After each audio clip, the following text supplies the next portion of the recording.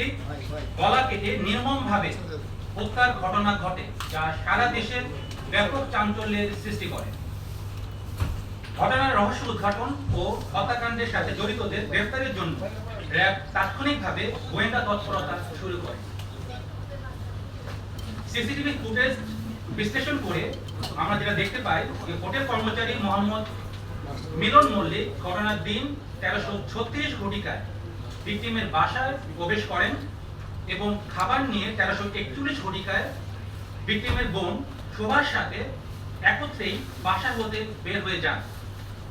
পরবর্তীতে ভিকটিমের বোন মোসাম্মদ শোভা তিনি পার্শ্ববর্তী একটি জিমে 1342 ঘটিকা হতে 1545 ঘটিকা পর্যন্ত উক্ত জিমে অবস্থান করেন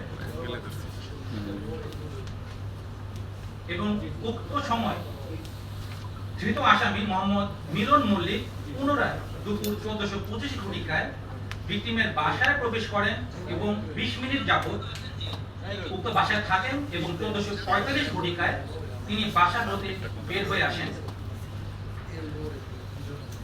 গোয়েন্দা সূত্র মারফত এবং তথ্য প্রযুক্তির সহায়তায় র্যাব সন্দিগ্ধ পলাতক আসামি মোহাম্মদ মিলন মল্লিককে বাঘেরহাট এলাকায় নিশ্চিত করেন।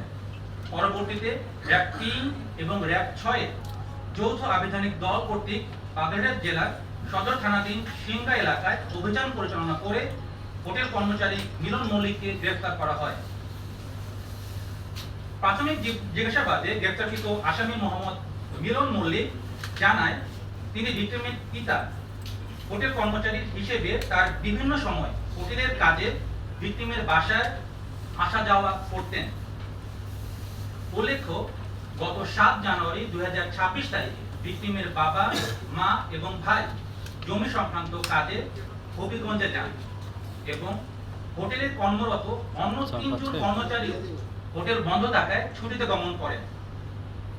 ছুটিতে না যাওয়া হোটেলের একমাত্র কর্মচারী হিসেবে মালিকের অবর্তমানে মিলন মালিকের বাসা হতে 2 বেলার খাবার আনা নেওয়া করতেন।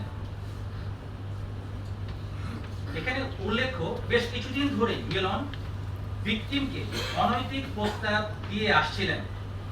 ঘটনার পূর্ব রাতে আসামি ভিকটিমের বাসায় যখন তিনি খাবার আনতে যান তখন পুনরায় ভিকটিমকে অনৈতিক প্রস্তাব প্রদান করেন। ভিকটিম আসামির প্রস্তাবে রাজি না হয়ে তাকে গালিগালাজ করেন এবং আসামি ভিকটিমের রূঢ় আচরণে ক্ষিপ্ত হয়ে পরদিন তার বিরুদ্ধে একটা প্রতিশোধের সিদ্ধান্ত গ্রহণ করেন। ঘটনার দিন ভিকটিমের বড় বোন যখন জিমের উদ্দেশ্যে বের হয়ে যান, আসামি পূর্ব পরিকল্পনা অনুযায়ী পূর্ব থেকে সংগৃহীত নাইলনের দড়ি সহ ভিকটিমের বাসায় পুনরায় যান। প্রথমবার